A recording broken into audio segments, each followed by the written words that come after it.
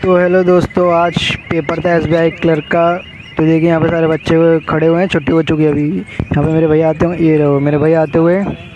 देखते हैं इनका क्या रिजल्ट रहता है, पूछ के बताऊंगा मैं। अरे कहाँ इधर आने, इधर। हाँ ठीक है। तो अब देखिए यहाँ पे सारे बच्चे बैठे हुए हैं। Hello bankers. तो कैसे हैं आप लोग? आशा करते हैं आप अच्छे होंगे। और फाइनली मेरा एग्ज़ाम कंप्लीट हो चुका है 19 दिसंबर का 2022 का, जो कि शिफ्ट फर्स्ट में था। ठीक है। और अब आज का थोड़ा मैनेज कर लेना, है ना। कैंपस से ही बना रहा हूँ बिल्कुल। और आप ऊपर देख सकते हैं, इधर कैंपस आपको दिख रहा होगा। ठीक है। ये पूरा मतलब कॉलेज में रही हूँ मैं। ठीक है। यहीं पर बना के आपको डाल देता हूँ वीडियो, है ना। चलिए, तो ये देखिए मेरा माई SBI PO self given analysis होने वाला है। और ये डेट है और ये शिफ्ट है, आपको दिख रहा होगा। ठीक है, लाइव सेंटर से। तो देखिए अब चल 1 बाय 1 हम कर लेते हैं क्या रहा आपका पूरा रिव्यू। तो सबसे पहले हम देख लेते हैं कि इंग्लिश में आपसे क्या क्या पूछा गया। ठीक है। और इंग्लिश में मेरे जो अटैम्प्ट है वो है 15। ठीक है। इंग्लिश भाई कमज़ोर है, ठीक है, देख लेना।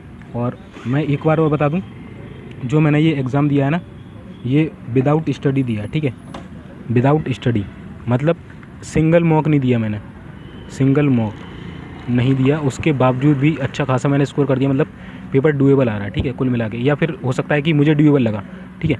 तो अब देख लेते हैं इंग्लिश में क्या क्या पूछा गया। तो सबसे पहले तो एक आरसी था आपका शायद, तो वो पीपी किट के ऊपर था। मैंने थोड़ा बहुत पढ़ा था, उसमें 3 मीनिंग आए थे। एक था आपका अनप्रेसिडेंट था, इसका मतलब यूनिक होता है। ठीक है। दूसरा था अंडर स्कोर्ड, इसका आपसे सेम पूछा था, इसका आपसे अपोजिट पूछा था। ठीक है। और एक था मेक का भी आपसे सिमिलर पूछ लिया था। ठीक है, ये थे। और इसके बाद कुछ डायरेक्ट क्वेश्चन थे, कुछ इनडायरेक्ट आरसी से पीपी किट के ऊपर था। ठीक है। इसके बाद हम बात करें, एक आपका क्लोज टेस्ट आया था जो कि एजुकेशन सिस्टम से रिलेटेड था। तो मैंने ये अटैम्प्ट किया था, तीन ये अटैम्प्ट कर दिए थे। बाकी पैसेज मेरा थोड़ा इंग्लिश का मतलब स्पीड छूट चुकी है, तो पढ़ने में थोड़ी दिक्कत हो। और क्लोज टेस्ट में जो था आपका एजुकेशन से रिलेटेड था, तो मैंने ये लगा दिया। हो सकता है इसमें गलत भी हो सकता है, क्योंकि पूरा वोकैब बेस्ड था आपका। ठीक है।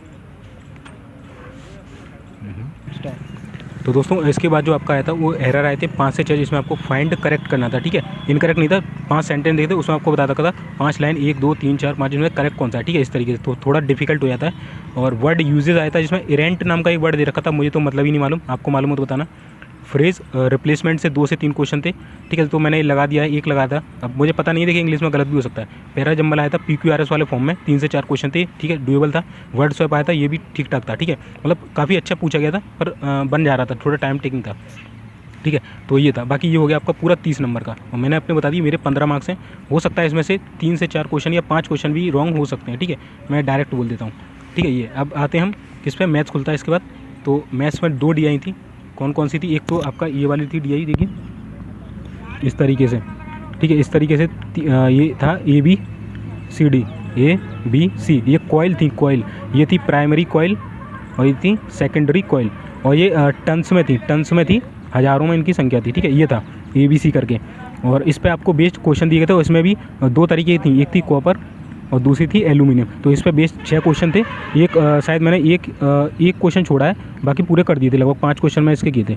दूसरी DI जो आई थी आपकी, पाई चार्ट आई थी, जिसमें 6 कंपनी थी, ABCD, 5 थी। और वो लैपटॉप बेच रही थी जनवरी के मंथ में। तो इस पर ही क्वेश्चन काफ़ी अच्छे खासे बनाए थे, हालांकि DI ईजी थी। ठीक है, तो इसमें भी लगभग मैंने शायद पूरे क्वेश्चन कर दिए थे, लमसम मैंने पूरे क्वेश्चन इसका कर दिए थे, 6 ये कर दिए थे। ठीक है, इसके बाद जो आया था आपका रॉन्ग सीरीज़ आई थी। क्या आया था? Wrong series. तो रॉन्ग सीरीज़ काफ़ी हैवी दी गई थी। ठीक है, हैवी दी गई थी, 6 थी शायद, और मैं 5 बना ली थी, लास्ट वाली बना रहा था, तो टाइम मेरा कंप्लीट हो चुका था। ठीक है, और तो कितने होगा मेरा 5 और 6, वो 5 5 इतने हुआ। इसके बाद जो आया था क्वाड्रेटिक आया था आपका, शायद वो लाइक समथिंग 4 से 5 क्वेश्चन थे क्वाड्रेटिक, और ये मैंने बना दिए थे। तो 15 और 6 21, लगभग यही था मेरा डाटा। ठीक है, और इसके बाद पूरा आया था आपका अर्थमेटिक। ठीक है, तो ये था आपका ना, बस लगभग यही था। 2 DI और आपके 2 DI 6, तो 6 6 12 और 6 18 और 10 28, और ये लमसम हो गया। ठीक है, उसके बाद अर्थमेटिक आया था आपका पूरा। अब इसके बाद कुछ नहीं था। अब मैथ में बताया तो मेरे कितने अटैम्प्ट है, तो मेरे 21 अटैम्प्ट है। ठीक है, हालांकि ये अटैम्प्ट 25 हो सकते थे। ठीक है, मैं बोल रहा हूँ। ठीक है, और ये था, थोड़ी स्पीड में दिक्कत थी, बनाएंगे था। अब चलते हैं रीजनिंग पे आए थे। तो रीजनिंग का सीन ऐसा कुछ, पजल आई थी अच्छी खासी। सबसे पहली जो पजल थी आपकी ब्लड रिलेशन। ठीक है, ब्लड रिलेशन को पजल में काउंट कर लेता हूँ। दूसरा आपका था मंथ बेस्ड। ठीक है, मंथ बेस्ड पजल थी। और तीसरी आपकी थी सर्कल में थे, जिसमें से 1 2 3 4 आउट थे और 3 इनसाइड थी। ठीक है, 7 लोग थे, 7 मेंबर। और इसके बाद चौथी जो आपकी पजल आई थी, ये ऐसे था, सिंगल रो में 1 2 3 4 5 बैठे हैं और उनको कुछ फ्रूट्स पसंद है, ठीक है, फ्रूट्स, ठीक है। और एक थी आपकी फिर अनसर्टेन, 3 नंबर की थी अनसर्टेन, नॉर्थ रो में थी, 3 मार्क्स की थी। ये शायद आपकी 5 मार्क्स की थी, ये 4 या 5 की थी, और ये भी 5 की थी, ये भी लगभग 5 की थी, ये शायद 2 या 3 मार्क्स का था, ठीक है। और ये मैंने अटेम्प्ट नहीं किया, ठीक है, बाकी ये भी नहीं किया मैंने, ये हैवी था, ये किया मैंने। बट इसमें क्या हुआ, जो ये मैं कर रहा था ना, तो लास्ट में शायद 2 क्वेश्चन मेरे रह गए, लास्ट में ही बनाई थी मैंने। अगर मैंने हालांकि एक जो इससे पहले कोई वाला क्वेश्चन था उस पर टिक तो कर दिया था, वो पता नहीं है कि सबमिट किया मैंने, टिक जरूर कर दिया था मैंने।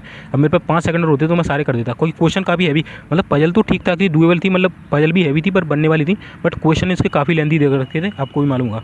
ये थी, ये भी बन गई थी, और अनसर्टेन भी मैंने बनाई थी। और एक जो छठी पजल आई थी वो आई थी आपकी वेट बेस्ड, जो वजन के अकॉर्डिंग लगाना होता है, ये बी से बारी, बी सी से बारी। तो मेरा कुछ इस तरीके से बनना था, डी ए ई बी और सी और एफ, इस तरीके से बनना था। आपका बताइए आपको क्या बनना था, ठीक है ना।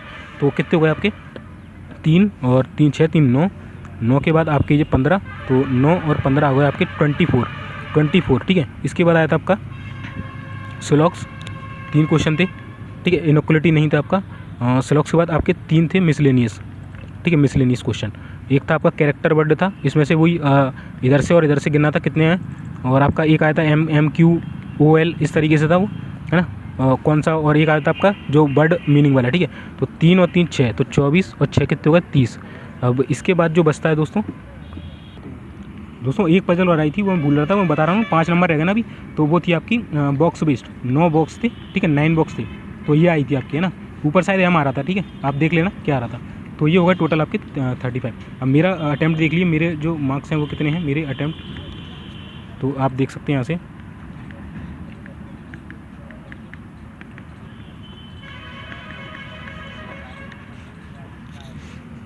तो दोस्तों मेरे अटैम्प्ट हो रहे हैं टोटल 60, रीजनिंग में 24, मैथ में 21, इंग्लिश में 15। हालांकि रीजनिंग में आराम से 30 किए जा सकते, मैथ में 25 किए जा सकते थे, इंग्लिश में तो देखिए करे ही जा सकते, बट मेरी तो वीक ही है, हालांकि प्रैक्टिस नहीं की है, इतनी भी वीक नहीं है, ठीक है। तो मतलब, और अगर मैं इसके सेफ अटैम्प्ट देखूँ तो मेरे 65 में से जो सही हो सकते हैं वो कितने, देखिए यहाँ तो मैं बिल्कुल भी नहीं बोलूँगा कि गलत होंगे, यानी कि ये 45 मार्क्स है, ये सिक्योर है। अब ये 15 में से हो सकता है 4 गलत हो या 3 गलत हो या 5 भी गलत हो सकते हैं, तो इनकी गारंटी नहीं है। अब देखते हैं, अगर 10 सही हुए तो 55, और उसके बाद फिर थोड़ा डाउट में बाउंड्री पर हूँ, होता है नहीं।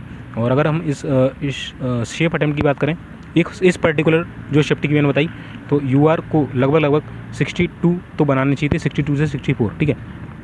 OBC को भी सेम लगभग 61 से 63, EWS भी सेम, ठीक है, EWS। और SC वालों को लगभग मेरे ख्याल से 58 से 60 के बीच बनाने चाहिए थे, और ST वालों को 54 से 57 के बीच में, ठीक है। तो ये आपका सेफ अटैम्प्ट रहेगा ऑल कैटेगरी वाइज। तो आज जब एग्ज़ाम आपका कंप्लीट हो जाएगा उसके बाद मैं एक्सपेक्टेड आपको कट ऑफ बता दूंगा, ठीक है। और ये इतना ही रखते हैं चलो इस वीडियो में। बाकी चैनल पर नए हो ना तो चैनल को सब्सक्राइब कर लेना, क्योंकि इसी तरह की जो अपडेट हमारे द्वारा आपको दी जाती है। और IBPS RRB का रिजल्ट भी आने वाला है, ठीक है। तो चैनल को जल्दी से सब्सक्राइब कर लीजिए यार, है ना। चलिए मिलते हैं फिर नेक्स्ट वीडियो में, तब तक के लिए बैंकर सुनो।